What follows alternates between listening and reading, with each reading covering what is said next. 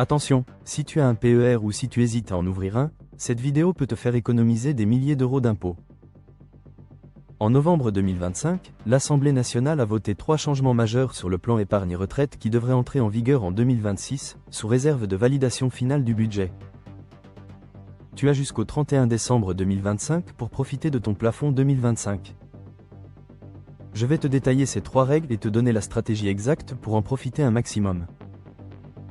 Reste bien jusqu'à la fin, parce que ces nouveautés concernent 7,5 millions de Français qui ont déjà un PER.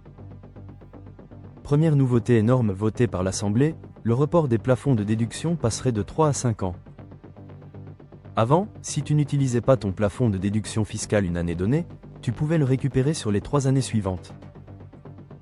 Avec cette réforme, ce serait 5 ans. Exemple concret, tu gagnes 50 000 euros par an, donc tu peux déduire 5 000 euros par an sur ton PER.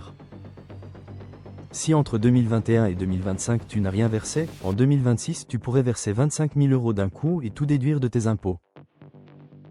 Pour quelqu'un dans la tranche à 30 PER 100, ça fait 7 500 euros d'impôts économisés. Pour quelqu'un dans la tranche à 41 PER 100, c'est même 10 250 euros. C'est massif, surtout pour ceux qui commencent à épargner tardivement, entre 50 et 60 ans. Deuxième changement validé, tu ne serais plus obligé de liquider ton PER quand tu pars à la retraite. Des propositions existaient pour t'obliger à tout sortir à 67 ou 70 ans. Elles ont été rejetées. Avec la nouvelle version, tu garderais ton PER aussi longtemps que tu veux. Pourquoi c'est génial? Parce que ça te donnerait une flexibilité totale.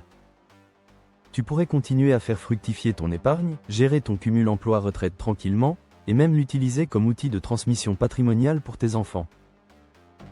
Si tu veux comprendre comment optimiser ton argent et éviter de payer trop d'impôts, abonne-toi à la chaîne et active la petite cloche. Chaque semaine, je partage des analyses concrètes pour t'aider à mieux gérer ton argent et préparer ton avenir financier. Troisième nouveauté confirmée, les plafonds de déduction augmentent en 2026. Le PAS, c'est-à-dire le plafond annuel de sécurité sociale, passe à 48 060 euros avec une revalorisation de 2 PER 100. Pour les salariés, la déduction maximum passera à 37 680 euros. Pour les indépendants, ça monte jusqu'à 88 911 euros. C'est beaucoup plus intéressant qu'en 2025. Comment tu en profites concrètement? Première étape, regarde ton avis d'impôt 2025, il indique ton plafond disponible avec le détail des années reportables. Deuxième étape, si tu es dans une tranche d'imposition élevée comme 30 PER 100, 41 PER 100 ou 45 PER 100, verse sur ton PER avant le 31 décembre 2025 pour réduire tes impôts 2026.